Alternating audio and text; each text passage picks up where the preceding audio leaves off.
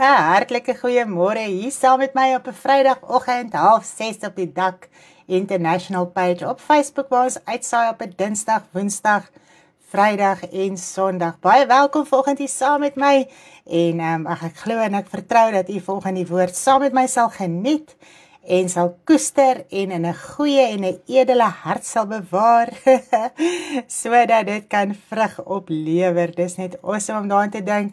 Goeiemôre almal, terwyl ons so inskakel vanoggend, deel ons die boodskap daarna ons tydlyne toe, na ons tydtusse toe, oral waar ons dit heen kan deel, sodat almal dit vanoggend ook kan hoor en kan deel aan die woord van die Here. Wat 'n voorreg om dit te kan bedien. Loof die Here. Kom ons deel dit gou daarna alles toe voor ons begin en dan kan ons lekker aan die gang kom. Terwyl ek dit doen u dit ook sommer. Ekskuusie my liefde. Ja, alles te geshare. Ag, dankie my liefie dingetjie. Goeiemôre almal. Is julle wakker? Ai, so in die vakansie maak ons julle nog steeds vroeg wakker. Dis vreeslik. Al die kinders is al op vakansie.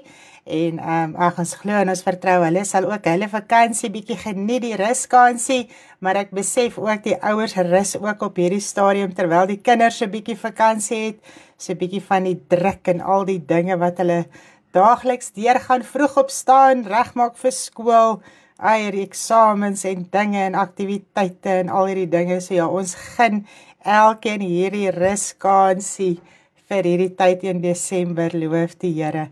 Dis ek glo ons almal het dit nou al lekker geshare, daarna oralste waar ons kan en baie dankie vir almal wat weer vanoggend inskakel, wat deel het aan die boodskappe, wat so getrou luister en lekker comment hier op ons comments en sê waarvan ons is as ons nie op inskakel. Ons wil graag hoor van waar is elkeen. Dis altyd so lekker om te sien. En ek hoop u sal vanoggend se boodskap ook so lekker geniet. Prys die Here, ek wil net gou hierdie goedjies van my ook share. Ek het so 'n paar groepe waarin ek ook sommer gou share. Dan is dit uit die pad uit. Prys die Here. Dis hy, môre almal, die wat nou eers ingeskakel het, waarvoor ek nog nie môre gesê het nie. Goeiemôre. Wat 'n heerlikheid om volgens so saam met u te kuier as ons geestelike familie. Almal wat die wil van God doen, is ons familie. Is dit nie amazing nie? Ek lees dit gister weer so mooi. Elkeen wat die wil van God doen, is ons broers en susters en moeder en familie. Dis net amazing. So ja, dis ware familie. Almal het dieselfde doel voor oë. Dit is waarna toe ons streef, is nou heiligmaking, 'n rein lewe, om vrug op te lewer, om die evangelie te bedien en uit te dra en uit te leef elke dag van ons lewe. Dit is ons ware familie. Nou voor ons begin vanoggend, gaan ons net eers lekker oopmaak met gebed. Ek het vanoggend 'n boodskap oor troostwoorde en ek glo as ons vanoggend ook weer sekerheid oor hierdie saak het, gaan ons ook weer sommer so baie sekerheid in ons geestelike lewe hê. Prys die Here. So kom ons bid vanoggend saam dat die Here ons help met hierdie boodskap. Vader, ons sê vanoggend vir u so baie dankie. Wat 'n opgewonde heerlikheid, Vader, is dit om vanoggend hier te kan wees, om die woord van u te mag uitdra. Wat 'n voorreg is dit nie. Vader, elke dag besef ek net al hoe meer en meer. Dit is 'n enorme voorreg om die woord van u te mag uitdra. Baie dankie vir u liefde en genade oor ons, Here, kinders van u Vader, en dat u ons help en sekerheid gee en dat u ons elke dag vermaan en leer en alles uit die woord uit. Dit is hoekom die woord daar is, sodat ons elke dag dit uit die woord uit kan ontvang. Vader, en ek wil bid dat u my sal help volgens met die woord van u, dat ek dit kan bedien. Vader, in die krag en die heerlikheid van u, Vader, met die liefde, Here, soos wat u dit sou doen, die woord sê so mooi, ons moet bedien asof we nou vermaan, asof u dit doen, Vader, en dit is wat my hart vanoggend is. Ek wil dit so graag bedien asof dit u is, Vader, met u, Here, gesindheid en liefde en alles, Vader, sodat ons sekerheid kan hê en Here, dat ons kan vasstaan in ons geestelike lewe. Daar's baie keer so veel dinge wat ons heen en weer slinger en gooi en wat ons nie verstaan nie en wat ons laat terugsak en wat ons maak dat ons die baie keer sommer los en ophou bid en Here, U nie meer soek nie, Vader, en omgekrap raak baie keer in ons geestelike lewe en moedeloos. Maar Vader, as ons die werklikheid van die evangelie verstaan, dan help dit ons om onbeweeglik te raak en vas te staan, volwasse te raak, geoefen te raak in U woord, volwasse, Here, om goed en kwaad van mekaar te kan onderskei, Vader. Baie dankie dat U ons vanoggend ook help om dit so te verstaan. Ek wil U ook loof en prys dat U vir Charmaine gehelp het. Here, deur hierdie geweldige ongeluk, Vader, ek dink daaraan, sy het amper vir 'n maand gelê en sy moet nou amper weer leer loop en al die dinge, maar U het haar deurgedra, U het haar gehelp. U het gehelp met die operasie, U het gehelp met alles, Vader, en ons dank en ons loof U vanoggend ook daarvoor, Vader, dat ons vir ons sussie kan bid vanoggend, dat U haar spoedig sal herstel en sal help dat haar ou liggaampie, Here, sterk sal wees, Vader. Baie dankie daarvoor. Sy was gister so opgewonde en bly en dankbaar teenoor U, Vader, en ek dank U vanoggend daarvoor, en elkeen van ons is net so dankbaar teenoor U. Vader, ek wil ook bid vir elkeen wat nog siek is, Vader, Tannie Mary, wat ook baie probleme in haar liggaam het.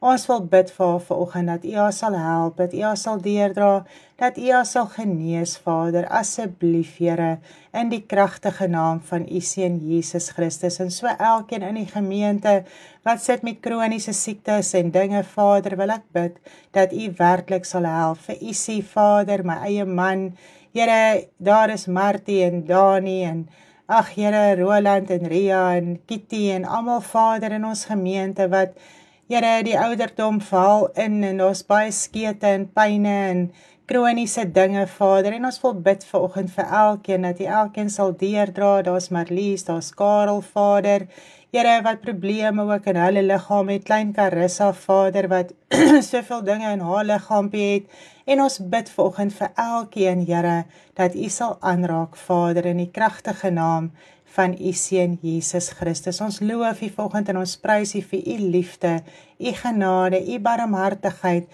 Here, sodat U ons help om te kan hemel toe gaan, Vader, dat ons dit in ons, Here, voor oë sal hou, dat dit is waarheen ons op pad is, Vader, dit is ons pad elke dag van ons lewe, en ons moet dit voor oë hou en nie moedeloos raak nie, Vader, en ek bid vanoggend dat U ons sal help om te verstaan in die kragtige naam van U Seun Jesus Christus. Amen. Prys die Here, wat 'n lekkerte om vanoggend net so saam te kan bid en die naam van die Here te kan grootmaak. Goeiemôre almal wat inskakel. Ag, dit is so lekker om almal se naampies bietjie hier te sien, en ja, mens verlang alweer vreeslik na almal. Dit is asof mense soms weer baie ver is van almal af, maar prys die Here, is Essie ingeskakel. Ek dink vanoggend baie aan Essie. Net gaan kyk, yes, Esmeralda is ingeskakel vanoggend. Ek dink sommer baie aan Esmeralda vanoggend, en ons bid vir haar dat die Here haar ook kragtig sal deurdra in alles, dat die Here haar net sal help. Wat ook al die uitroepe in haar hart is vanoggend, baie keer het ons net uitroepe in ons hart, en ons blê en ons bid en ons soek die Here, en dit voel niemand weet nie, en God hoor by nie, maar God hoor, hy weet, prys die Here. Nou vanoggend wil ek net bietjie met ons gesels oor trooswoorde. Nou, gister toe ek so dink aan trooswoorde, dis dinge wat 'n mens troos, wat nie altyd in die woord van die Here voorkom nie. Ons gaan soek baie keer op baie plekke, ons harte is darm by mekaar. Yes, ons harte is darm by mekaar, dit is so my liefste man. Nou, as ek dink aan trooswoorde, ons het hierdie drukking in ons geestelike lewe. Ons het elke dag hierdie stryd. Die woord van die Here sê so mooi, ons gaan deur hierdie lyding. Ons moet elke dag ons kruis opneem en die Here Jesus volg. Ons moet elke dag ons lewe aflê. En dis 'n geweldige drukking in ons lewe. Ons ervaar dit elke dag, ons beleef dit elke dag. Dit is niks nooit anders as dit nie. Elke dag van ons lewe gaan ons deur hierdie druk. En dan is daar die fout met jou terwyl jy deur hierdie druk gaan. Dit is nou juis, en ons lees altyd so mooi die skrif, dat dit is die regverdige oordeel van God, dat ons waardig geag kan word vir sy koninkryk. En En dit voel alles behalwe so, wanneer jy deur hierdie druk gaan, elke dag van 'n mens se lewe. Mens voel baie keer so moedeloos, jy voel jy is die enigste een wat daar deur gaan, en mens raak, asof 'n mens sommer wil terugsak en terugval, en jy verstaan nie, hoekom moet jy elke dag deur hierdie druk en dinge gaan nie, maar as 'n mens dit kan verstaan, volgens die woord van die Here, besef 'n mens, dit gaan nie, en dit kan ook nie anders wees nie, want dit is die regverdige oordeel van God. Dit is hoe hy ons waardig ag. Dis sy teken van sy regverdigheid, dat ons wel deur hierdie dinge sal gaan, om die koninkryk van God te kan ingaan. So tot op die einde van jou dood, of met die wederkoms, dan gaan hierdie dinge eers tot op 'n einde kom. Maar ek wil nie die boodskap vooruit hardloop nie, ons wil dit so lekker sistematies vat, en ek sê volgens vir my man, daar is soveel skrifte, daar is soveel dinge, wat in die Nuwe Testament opgeteken is. As ons gaan kyk na alles wat opgeteken is, in die Nuwe Testament, die briewe wat Paulus geskryf het, en al die briewe wat uitgegaan het in die Nuwe Testament, en jy lees daardeur, kan ek vir jy sê, dis al wat ons sien. Hou vas in dit, gaan aan, moenie ophou nie, moenie moedeloos raak nie, moenie voel daar's fout nie, en so word ons die heeltyd aangemoedig, terwyl ons deur hierdie dinge gaan. So ons gaan volgens 'n bietjie lekker daaroor gesels, ons gaan so 'n bietjie lekker skrifte deurwerk en so aan, om dit beter te kan insien en te kan verstaan. Nou, ons wil nie as kind van die Here deur druk gaan nie. Ek dink jy kan met my saamstem, niemand van ons wil deur druk gaan nie. Dis nie lekker om deur druk te gaan nie, dis verskriklik om deur druk te gaan, mens wil uit hierdie drukking uitspring, jy wil uit dit uitkom, en baie keer voel dit vir 'n mens, man, as ek nou net so bietjie relax en nie meer die Here so soek en dinge nie, kan hierdie druk dalk so bietjie eindig en ophou, en dit is wanneer ons vergryp aan baie dinge, en nie nigter en waaksaam bly in ons geestelike lewe nie. Nou, terwyl ons deur baie dinge gaan, is dit ook so dat ons begin soek na grashalmpies. Dinge wat ons kan laat beter voel. En dit is waar ek by wil uitkom van die troostwoorde. Dat baie keer soek ons 'n troosie. Ons wil aan iets vashou wat nie werklikheid is nie. Nou, ons geestelike lewe is 'n werklikheid. Ons geestelike lewe is realiteit. Dit is so werklik soos wat werklik kan wees. Die geestelike wêreld is 'n werklikheid. Ons stryd is 'n werklikheid. En dit is waardeur ons elke dag sal gaan in ons geestelike lewe. Nou, die meeste mense kom met die vooropgestelde idee tot bekering, omdat hulle lewe in 'n toestand is, as sondaar, daar's druk in jou lewe geweldig, en daai druk wil jou tot bekering lei, en dit is die manier van God om jou te trek na sy koninkryk toe, en mens voel baie keer, wanneer jy nou jou hart vir die Here gaan gee, dan is al hierdie probleme en druk en stryd en al hierdie dinge, is dit verby. Nou, dit is my erg om te dink, dat die sondaar het ook hierdie druk, en die kind van die Here het ook hierdie druk, maar die sondaar lewe vrug op vir die dood.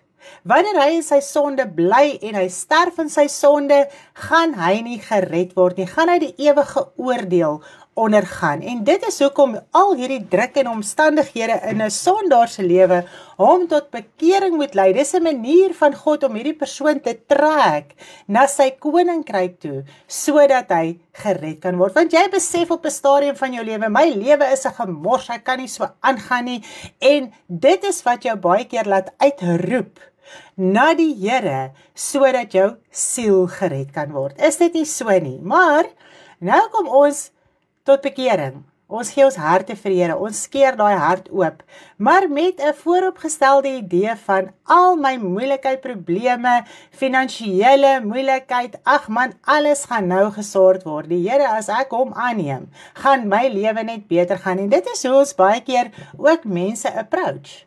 Wanneer ons 'n persoon in die wêreld bedien en ons wil hom na die Here toe lei, dan sê ons baie maklik vir die persoon, alles gaan net verander en alles gaan net beter wees as jy die Here dien. En dit is met daai idee baie keer wat ons na die Here toe kom. Is dit nie so nie? En dit is daai eintlik 'n valse aanmoediging. Want elkeen moet verstaan dat wanneer hy by die Here uitkom, is daai konstante druk van daar af daar om daai pad van lyding te stap, om te groei in die dood van die Here Jesus Christus. Met ons doop, hoor ons dit so mooi, ons moet bly groei in die dood van die Here Jesus Christus. Ons moet ons kruis opneem, ons moet elke dag hierdie pad van lyding stap, en dit is tot by die wederkoms, of tot by ons dood, en ons gaan dit nou so mooi lees in die skrif. Nou, omdat ons nie baie keer hierdie dinge wil hê in ons lewe nie, en ons kry eintlik 'n skok as ons nou die Here dien, en ons kom agter, nou sit ons met 'n geweldige stryd in ons binneste, niks het beter geraak nie, en nou besef ons, maar dis werk, nou het ons vir ons baie meer verantwoordelikheid bygekry, want in die wêreld maak dit nie saak wat jy doen nie, jy kan jou vergryp aan sonde terwyl jy deur die druk gaan, en jy kan te kere gaan, en jy kan jou vol maak met sonde en ongeregtigheid, en jy kan alles van die wêreld geniet op daai oomblik, maar as kind van die Here, gaan jy nou deur druk, maar jy mag jou nie meer vergryp aan sonde nie, jy mag nie terugsak in die wêreld nie, jy mag nie jou gaan besig hou met enige iets wat in die wêreld is nie, want dit is vyandskap met God. En dis eintlik 'n geweldige skok wat 'n mens kry. Want wat maak jy nou terwyl jy hierdie gevoel in jou binneste het en ervaar en beleef? En dit is nou nog druk van jy moet nou hierdie verantwoordelikheid opneem om jou lewe in besit te neem, om die Here te dien, om te bid, om Bybel te lees en al hierdie dinge. En jy sit eintlik in hierdie geweldige stryd. Nou vanoggend wil ons 'n bietjie daaroor gesels. Nou gaan soek 'n mens terwyl jy deur hierdie dinge gaan soek 'n mens trooswoorde. Yes. En waar gaan soek mens die meeste van die tyd trooswoorde? Jy klim op die internet en jy tik daarin, ek weet nie hoe kry die mense dit, ek het nou al probeer uitfigure, ek verstaan nie altyd hoe kry mense hierdie trooswoorde nie, want dit is baie werk om dit te probeer in die hande kry. Of het word geshare na jou toe. Ja, of het word ook geshare na jou toe en jy voel, ja, die Here praat volgens met my deur hierdie trooswoorde. Sjoe, hierdie boodskap moes nou net vandag by my uitgekom het, want ek voel nou presies so en so en so. En dan onderaan staan het geskryf deur dit en dit is 'n mens. Dit kom nie uit die woord van God uit nie. Of daar's 'n vers aangekoppel en die verduideliking van die vers is totaal en al buite konteks van die hele skrif.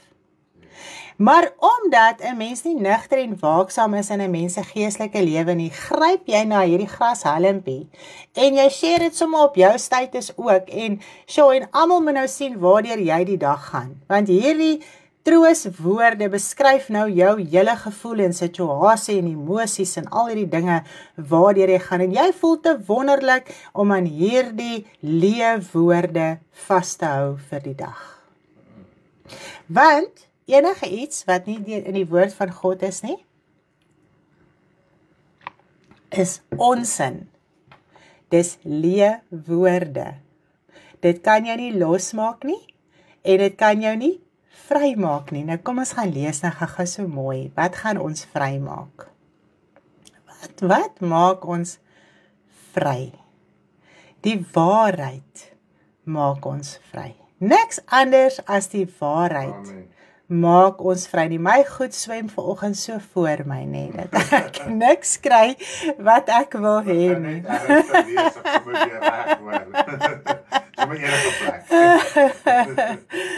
Nou, kom ons lees hier so in Johannes 8 vers 31 en 32. Johannes 8 vers 31 en 32.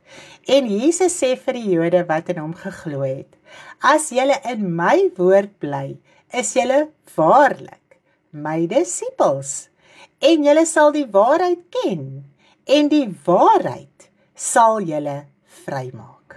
So, niks wat buite God se woord is sy woord nie. Dis nie sy opkikkering vir die dag nie. Dis nie sy trooswoorde wat hy vir jou stuur nie.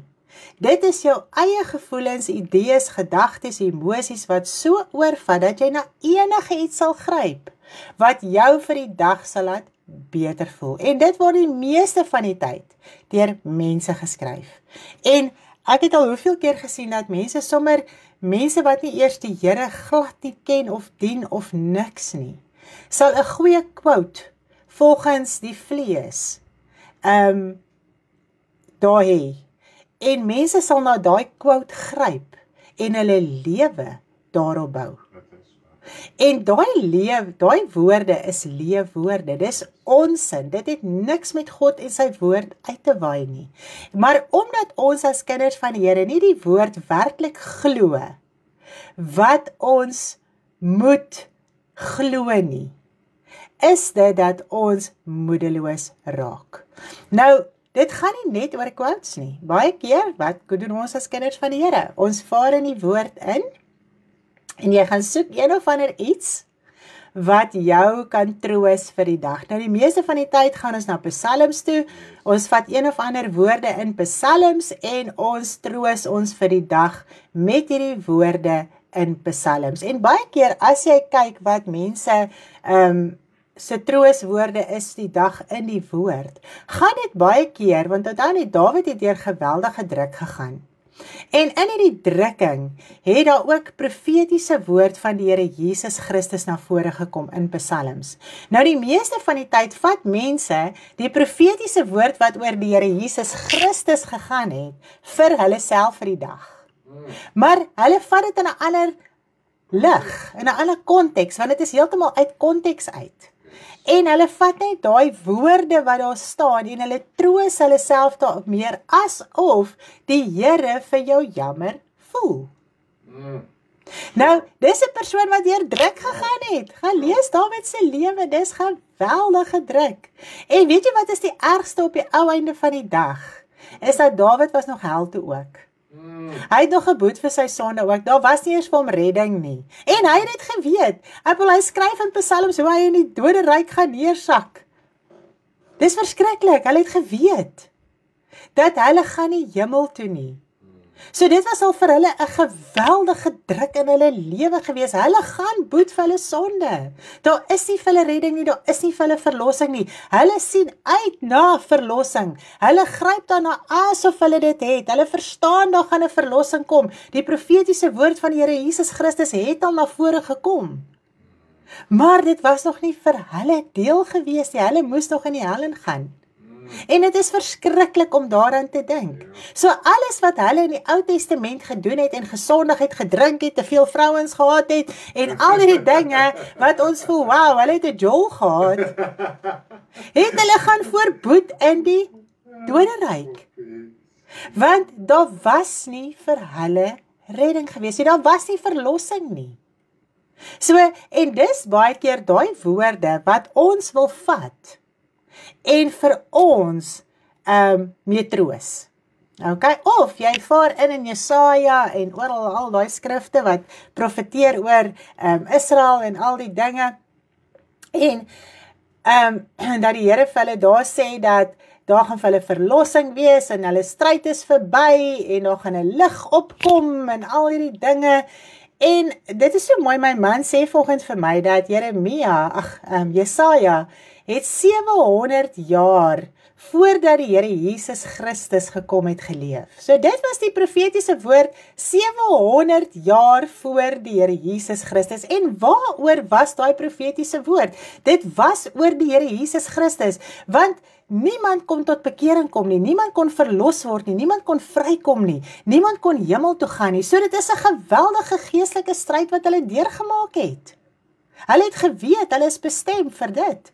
En nou is daar 'n profetiese woord dat julle stryd is verby. Hulle geestelike stryd is verby. Hulle kan gered word, hulle kan verlos word wanneer die Here Jesus Christus kom.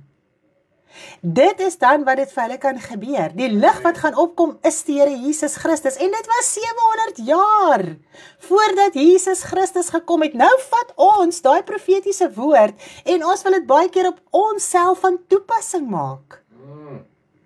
En dit is hoekom ons so teruggaan na die Ou Testament toe die hele tyd. Want ons wil daai woorde vir onsself gaan vat. Onthou net, dit was 'n uiterlike godsdiens.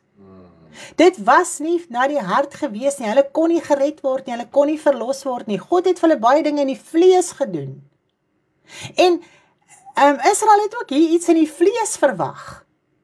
Toe hulle hoor hulle stryd is verby en die lig gaan opkom en al die dinge. Want almal verwag altyd iets in die vlees. Iets moet uitwerk vir jou hier in die vlees. En dit is wat ons moedeloos maak.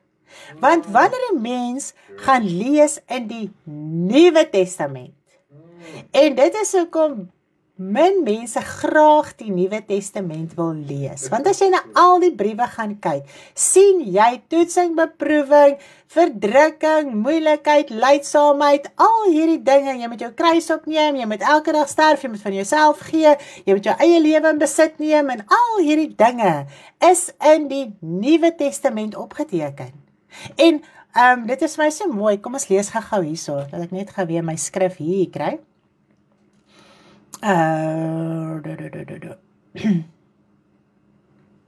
Wat hulle sê, dat hulle het mekaar bemoedig en vermaan. Ja, nou wat gaan vanoggend aan? Jy praat die boodskap vooruit. Handelinge 14:22. Handelinge 14:22. En die siele van die disippels versterk, en hulle vermaan om in die geloof te bly deur te sê, ons moet deur baie verdrukking die koninkryk van God ingaan.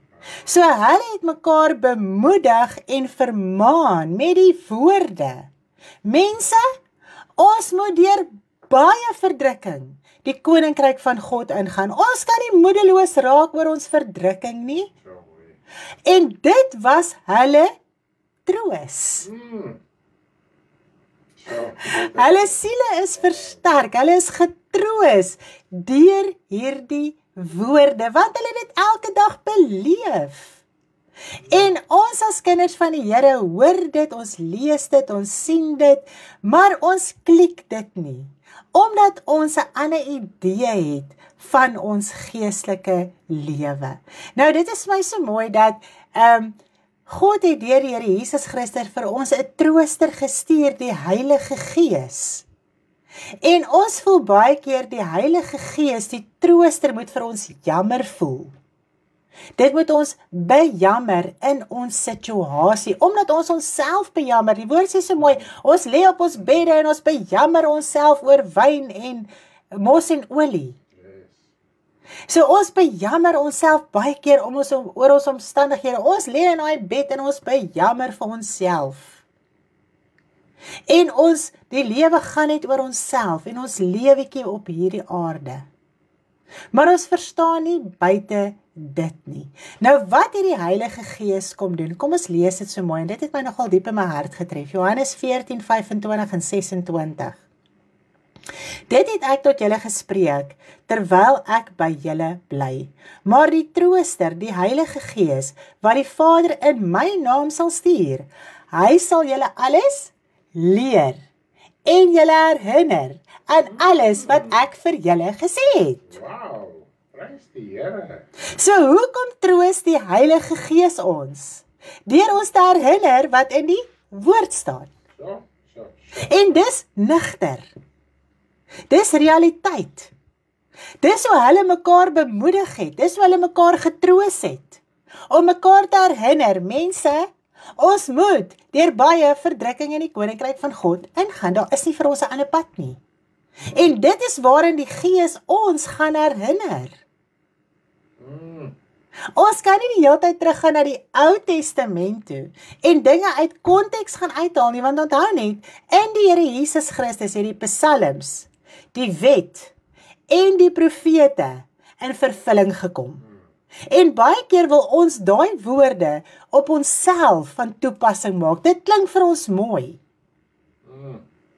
Maar dit was in die Ou Testament.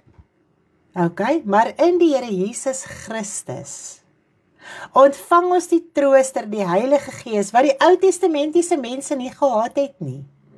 Hulle het nie die gees gehad nie. Die gees het periodiek oor hulle gekom, hulle het geprofeteer of wat ook al die geval mag wees, en dit was verby. En dit was klaar.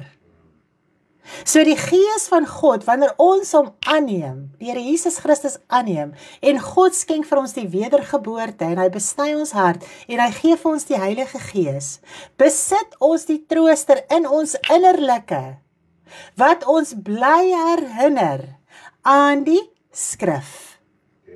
En dit moet ons laat oorwin.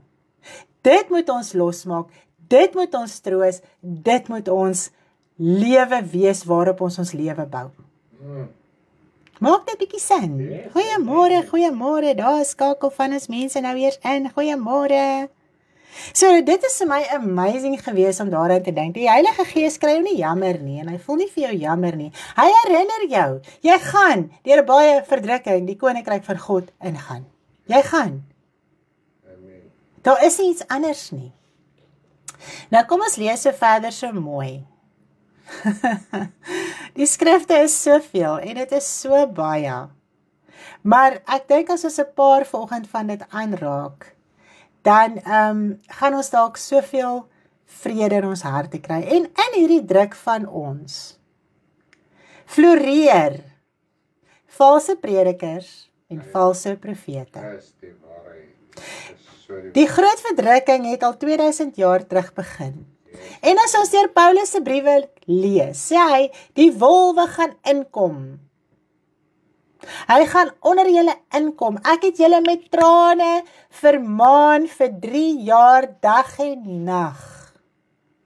Ek het geweet dat as hierdie wrede wolwe gaan inkom, gaan hy julle wegruk, gaan hy julle wegtrek. En dit is wanneer hierdie wrede wolwe floreer.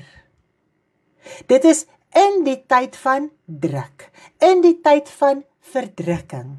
Want hoekom? Die mens wil gryp na iets wat nie bestaan nie. En wat doen hierdie wrede wolwe? Waarop is hulle uit om te doen? Kom ons lees 'n bietjie, en dit is my nogal 'n baie goeie opsomming. 2 Petrus 2 vers 12 tot en met, ek wil tot so met vers 19 lees, want dit het my nogal 'n baie goeie opsomming gegee, van wat hierdie wrede wolwe, valse profete, valse leraars, wat floreer in hierdie tyd van druk. Kom ons kyk bietjie wat sê die woord. Hy sê in 2 Petrus 2 vers 12, maar hulle sal, omdat hulle belaster wat hulle nie ken nie, soos redelose diere wat die natuur volg, gebore om gevang en vernietig te word, in hulle verdorwenheid te gronde gaan, en die loon van die ongeregtigheid ontvang. Hulle ag die weelderigheid oordag 'n genot.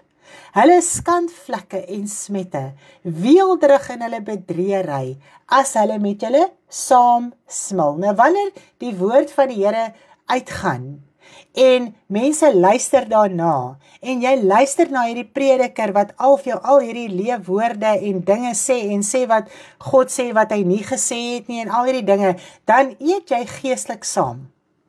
Okay? So hierdie mense smil saam met die mense, hulle bring hierdie woorde wat God nooit gespreek het nie, wat God nooit gesê het nie, maar in hulle eie bedreery, in hulle ongeregtigheid, bring hulle hierdie woorde na die volk toe. Met oë van oorspel, wat nie ophou om te sondig nie. Hulle verlok onvaste siele. Hulle het 'n hart geoefen in hebsug. Hulle is kinders van die vervloeking. Hulle het die regte pad verlaat en verdwaal, en die weg van Biliam, die seun van Boar, wat die loon van ongeregtigheid liefgehad het, maar met die bestraffing van sy eie oortreding ontvang het. Die stom laster het met die stem van 'n mens gepraat en die waansinnigheid van die profeet verhinder. Hulle is waterlose fonteine, miswolke, voortgedryf deur 'n stormwind, vir wie die donkerheid en die duisternis vir ewig bewaar is. Want deur trotse woorde vol onsin uit te spreek, verlok hulle deur die begeerlikheid van die vlees en ongebondenheid, die wat waarlik die mense ontvlug het, wat in die dwaling wandel. Nou wat hier gebeur? Ek bedoel, as jy deur hierdie druk en pad van druk gaan, jy raak moedeloos, jy raak, jy is nie meer lus vir dit nie. So wat gebeur? Daar's hoeveel valse predikers en dinge wat uitgaan op die lig. En hulle is so geoefen en hepsig, want hulle weet, dat as 'n mens vir mense wat nog nie vas is in hulle geloof nie, allerhande dinge gaan vertel, en hulle gaan lok met begeerlikheid, en hulle sê dit gaan goed gaan in die vlees. Die Here gaan nou sommer net baie dinge vir jou doen, en die Here gaan dit hierdie jaar, en die Here gaan dit hierdie jaar. En dit is wat hulle mee besig is. Dan maak dit hulle gewild. En hulle trek hierdie siele na hulle toe, om hulle ore oop te maak vir die leuns, om te luister, om verlok te word. Met al hierdie leeuwoorde, met al hierdie onsin wat hulle praat. Want God sê so mooi, hulle sê ek het gespreek en dan het ek nie gespreek nie. Ons staan nou weer in Desember. Hoeveel mense gaan vir mense profetiese woord gee van dit gaan beter gaan in 2026? Die onvaste siele word verlok, hulle word verlei agter leeuwoorde aan onsin praatjies. Want wat sê die woord van die Here? Ons gaan deur baie verdrukking die koninkryk van God in, en dit is waarmee ons mekaar moet bemoedig. Amen. Dit is waarmee ons mekaar mee moet troos. Dit is wat ons moet verstaan in die evangelie, sodat ons die pad van lydsaamheid kan stap. Nou die pad van lydsaamheid, weet jy wat beteken lydsaam? Dis om geduldig uit te hou, al kos dit lyding. Dis die pad van lydsaamheid, en dit is my so mooi, dat oral in die woord, praat hulle in die briewe, en hulle sê, die God van lydsaamheid. So God is 'n God van lydsaamheid. God is 'n God van geduld. Jy gaan hierdie pad van drukking stap. God gaan dit nie van ons af wegvat nie, want dan vat hy sy regverdige teken en sy regverdige oordeel om ons waardig te ag vir sy koninkryk van ons af weg. God sal dit nooit doen nie, want dis sy geregtigheid. Ons moet waardig geag word om sy koninkryk te kan ingaan. Dit is sy teken. Hy begin by sy huis. Hy maak ons deur en deur skoon. Hy maak sy dorsvloer deur en deur skoon. Dit gaan nie anders wees nie. So die druk gaan ons hê. Die pad van druk gaan ons stap. Elke dag van ons lewe. Dit gaan nie ophou nie. Wanneer hou dit op? En ons gaan nou die skrif lees. So wat ek vir julle vanoggend wil sê, is dat elke profetiese woord, wat teenstrydig is, met die ingeskrewe woord, is vals. Dit wil jou siel verlok. Dit wil jou siel verlei, na die ewige verderf. Want onthou net, Satan het ook gekom met begeerlikheid. En die mense oë het oopgegaan vir begeerlikheid. En dis waarmee Satan ons daagliks vang, omdat dit druk gaan in die vlees, omdat ons baie keer tekorte ervaar. Wil ons begeerlikheid in die vlees ons dryf, om iets te hoor wat buite die woord is, wat ons beter kan laat voel, wat vir ons 'n valse hoop kan skep, dat dit gaan vir ons beter gaan in die vlees. Man, 2026 is jou jaar. Hulle troos met wind, hulle troos met leeuwoorde. Want God het dit nie gesê nie. Want God sê wat sy woord sê. Dis sy woorde. Daar's niks anders en buite dit nie. So, al gaan soek jy wat en dan gaan soek jy dit waar. Onthou net, jy is besig met valse troos. Jy is besig met valse woorde, met leeuwoorde, met onsin. Dit het my getref. Onsin, nonsens. Dit kan jou nie losmaak nie, dit kan jou nie vrymaak nie, dit kan jou nie bemoedig nie. Jy hou aan hierdie leeuwoorde vas. Maar jy kom agter, jou druk is nie weg nie. Want jou druk gaan nooit weggaan nie. Die wêreld gaan deur druk elke dag. Maar ons as kinders van die Here voel ons is special en God moet ons behandel met handskoene. Daar mag niks in 'n kind van die Here se lewe verkeerd loop, daar mag nie tekorte wees nie, daar mag nie siekte wees nie, daar mag niks wees nie. Want dan het ons nie geloof nie. En wat sê die woord van die Here so mooi vir ons? In hierdie drukking moet ons vashou. In lydsaamheid, ons moet geduldig wees, al kos dit lyding, sodat ons die ewigheid kan ingaan. Is dit nie mooi nie? Dis bemoedigend. Mense, daar is nie fout met my nie. Daar is nie 'n probleem met my nie. Dis God se regverdige oordeel oor my. Dis sy liefde om my waardig te ag. Sodat ek sy koninkryk kan ingaan. En dis die Nuwe Testament. En dis hoekom die mense die Nuwe Testament wil lees nie. Want dit is waaroor die Nuwe Testament gaan. Is waardeur almal gegaan het in die Nuwe Testament en vasgehou het tot hulle dood gegaan het. Dis wat Paulus sê, ons moet daai wedloop hardloop, ons moet hom volëindig. Ons moet volgens die reëls handel en wandel. Ons moet volgens die reëls hardloop. Ons kan nie iets anders gaan invoer nie. Ons kan nie ander afgode gaan invoer en hulle begin dien en voor hulle buig nie. Ons moet by God bly, ons moet in sy woord bly. Al is dit partymal hoe moeilik. Moet ons mekaar daardeur bemoedig om te sê, ons almal gaan daardeur mense, maar ons moet vashou in ons geloof tot die einde toe. Maak nie saak wat is ons omstandighede nie. En dis geloof, om vas te hou te midde van jou druk en jou omstandighede, is geloof. Jy gee nie toe nie, jy gee nie in nie. Want onthou net, die versoeking is elke dag daar om te val vir sonde. Terwyl 'n mens deur hierdie druk gaan, voel 'n mens jy wil bietjie relax. Voel 'n mens jy wil jou vergryp aan sonde. Voel 'n mens, man, ek wil sommer net voor 'n movie gaan lê.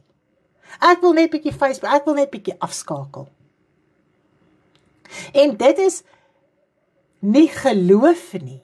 Yes, that's right. Want geloof sê vir my, te midde van versoekings, moet ek oorwin. Die sonde is elke dag daar om my te kom toets. Maar ek moet daai toets deurstaan van sonde en ongeregtigheid. Ek kan nie gaan val vir sonde terwyl ek deur hierdie druk gaan nie. En dis hoe jy hierdie pad van lydsaamheid stap. Jy gaan val nie vir elke versoeking nie. Jy gaan val nie vir sonde nie. Jy gaan soek nie vir 3 ure trooswoorde op nie. Yes, jy kan praat. Weet jy vir die skrif van Job gelees het nie? Job 21 vers 34.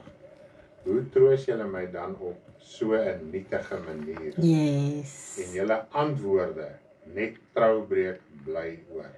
Net troubreek bly oor. Yes. Dit is die antwoorde, met ander woorde, dit maak dat ons trou breek, trou teenoor God breek. En dit is hierdie nietige woorde. Troos julle my op 'n nietige manier. Ja, so eintlik daai trooswoorde, die nietige woorde wat na ons kant toe kom, maak eintlik dat ons skei van God. Ja. Ons breek trou met hom. So. Jy gaan oreer met die wêreld. Jy gaan soek iets by die wêreld wat hulle sê, wat jou moet laat beter voel. Terwyl jy in God se regverdige oordeel is. En mense wil uitspring uit dit uit. En dit is hoekom mense nie die Nuwe Testament like nie. Want dit is wat ons daar sien. Dit is wat ons daar hoor. Nou kom ons kyk gou, wat is ons troos? Wat is die troos wat ons in die Here in die woord moet koester? 2 Korintiërs 1 vers 3 tot en met vers 7. Geseënd is die God en Vader van ons Here Jesus Christus, die Vader van ontferming en die God van alle vertroosting, wat ons troos in al ons verdrukking, sodat ons die wat in allerlei verdrukking is, kan troos deur die vertroosting waarmee ons self deur God getroos word. Want soos die lyde van Christus oorvloedig is in ons, so is ons troos ook oorvloedig deur Christus. Wow, dis mooi. Maar as ons verdruk word, dit is julle tot troos en redding.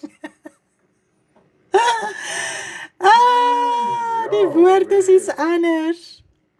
En dit laat sy werking blyk, deurdat julle dieselfde lyding verduur wat ons ook ondergaan, en of ons getroos word, dit is julle tot troos en redding.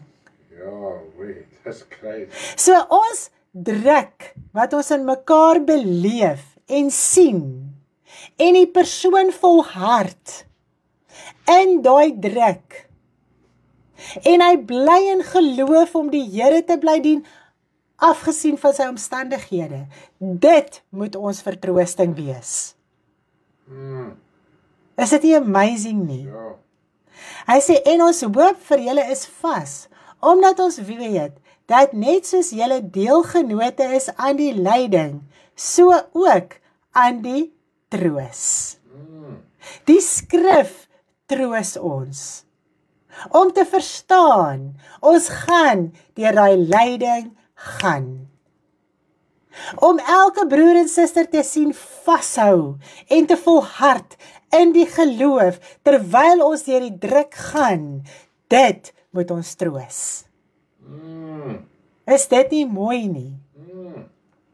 Hy sê so in 1 Tessalonisense 3 vers 6 tot en vers 8. Maar nou dat Timotheus net van julle af by ons aangekom het, en ons die goeie tyding van julle geloof en liefde gebring het, en dat julle altyd 'n goeie herinnering aan ons behou, en verlang om ons te sien, net soos ons ook vir julle.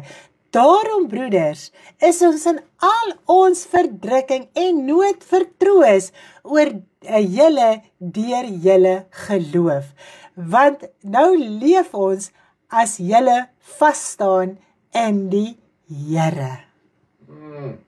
Dit het vir Paulus bemoedig, dit het hom getroos, dat sy medebroers en susters in hulle druk, in hulle lyding, vasstaan. Nog steeds die liefde en die geloof het, en verlang na hulle wat deur dieselfde gaan. Dit het hulle vertroos. Dit het hulle laat lewe. Dit het hulle laat aangaan. Is dit nie mooi nie? Ja, want as jy lyding, soos hy nou byvoorbeeld, as hy hoor die ouens het weggeval, Ja. dan maak dit hom weer hartseer en benoud, so hy is nie vertroos nie. Nee, so as enigiemand wegval in die geloof, dan is mens baie hartseer. Dis so. Maar as jy hoor dat die ou vashou in die geloof, hy verstaan sy lyding, hy verstaan sy drukking, en hy staan vas daarin in liefde, en hy verlang na die wat ook deur daai drukking gaan, maar hy hou vas. Dit vertroos 'n mens. Wow. Dit laat jou aangaan om die evangelie te bedien. Dit gee jou krag om aan te gaan. Is dit nie mooi nie? Wow, dit het my baie diep in my hart getref. Nou, as ons kyk, wanneer eindig ons druk? Nie met troostwoorde nie, nie met leefwoorde nie, nie met woorde van ons nie. Hy sê hierso in 2 Tessalonisense 1 vers 3, ek hoop is Tessalonisense. Nee, TS. TS, ja. Hy sê 2 Tessalonisense 1 vers 3 tot en vers 11. Hy sê, ons moet God altyd oor julle dank, broeders, soos dit billik is, omdat julle geloof grootliks toeneem, en die wederkerige liefde van elkeen van julle almal groter word. So dit is wat gebeur as jy in geloof bly, wanneer jy aangaan te midde van jou omstandighede. Jou liefde groei. Dit word net al hoe groter vir jou medebroers en susters wat deur dieselfde gaan as jy. Sodat ons self in die gemeente van God oor julle roem, vanweë julle volharding en geloof onder al julle vervolginge en die verdrukkinge wat julle verduur. So ons kan daaroor roem. ons kan daaroor getuig. Dis 'n opgewondenheid. Wow, hierdie mense hou vas ongeag van dit wat hulle deurgaan. 'n Teken van die regverdige oordeel van God, dat julle die koninkryk van God waardig geag mag word, waarvoor julle ook ly. Aangesien dit reg is by God om aan die wat julle verdruk, verdrukking te vergelde. Nou dit is, ek dink, die groot probleem, as ons die skrif net so lees. Want het voel asof God die persoon wat jou verdruk, gaan in die hande kry hier op aarde. En die wiel gaan draai, en die hond kry sy dag, en al hierdie dinge, dan wandel ons in hierdie dinge. Maar wanneer gaan God hulle hierdie verdrukking vergelde? Wanneer gaan ons druk ophou? Hy sê, en aan julle wat verdruk word, verligting te gee, saam met ons in die openbaring van die Here Jesus uit die hemel met sy magtige engele in vuur en vlam, wanneer hy wraak uitoefen op die wat God nie ken nie, en op die wat aan die evangelie van ons Here Jesus Christus nie gehoorsaam is nie. Hulle sal as straf ondergaan 'n ewige verderf, weg van die aangesig van die Here en van die heerlikheid van sy sterkte. So moet ons nou revenge vat? Nee. God vat nie nou revenge nie. Wanneer is God se wraak? Met die wederkoms van die Here Jesus Christus. Nou die enigste tyd wat jou druk ophou, is wanneer jy sterf. Staan net enig so mooi bedien van die druk wat hy prop laat skiet. En dis met die wederkoms, of dit wanneer jy dood is. So dis wanneer jou druk eindig. Daar is nie voor die tyd 'n druk wat gaan eindig nie. Ok, want dan eindig God se regverdigheid oor jou. Dis eintlik skrikwekkend om daaraan te dink. Maar met die wederkoms gaan God sy wraak uitoefen oor elkeen wat hierdie leefwoorde, dis eintlik skrikwekkend, en met wind gepraat het, sal hulle daai oordeel ondergaan, al is hulle besig met die evangelie, al verkondig hulle Jesus Christus as die gekruisigde, een wat opgestaan het uit die dode. Dis woorde van die dood. Nou, gister het Elmarie weer vir my gevra, wat beteken die skrif van die mag van die tong, van lewe en dood? Kom ons lees gou daai skrif. Spreuke 18:21. Dood en lewe is in die mag van die tong, en elkeen wat dit graag gebruik, sal die vrug daarvan eet. Wat is die lewe? Die lewe is die Here Jesus Christus, is die evangelie, is die woord van vrymaking en verlossing, die ware woord van God. As jy dit verkondig, dan spreek jy lewe. Wanneer jy besig is soos die valse predikers en profete, wat met al hierdie onsin en leefwoorde die volk van God probeer troos, dis woorde van die dood, want dit het niks met God se woord uit te waai nie. So alles wat jy spreek buite God se woord is die dood. Dis die werkers van ongeregtigheid. Dis die wat vir jou wil sê, en onthou net, 'n valse profeet, 'n valse prediker, sal altyd vir jou sê, dit gaan beter gaan met jou. Op hierdie aarde, gaan dit beter gaan met jou. Jy kan dit sommer daaraan meet. Dit was nou hierdie verskriklike jaar, hierdie seisoen wat ons deur is, en nou gaan God ons seën op hierdie aarde. So as jy hierdie dinge hoor, dan weet jy al, valse profeet. Want wat sê die woord van God, die lewe, wat ons moet losmaak, wat ons moet vrymaak, wat ons moet hemel toe vat.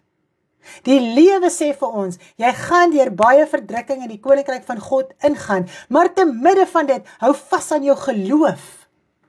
Moenie ingee nie, moenie toegee nie, moenie val vir die sonde nie, moenie val vir die versoekings nie.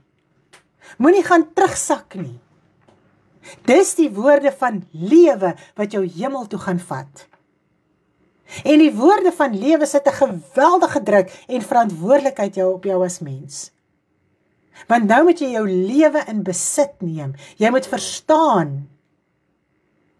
Jy moenie om jou rond kyk nie. Jy moet jou lewe in besit neem.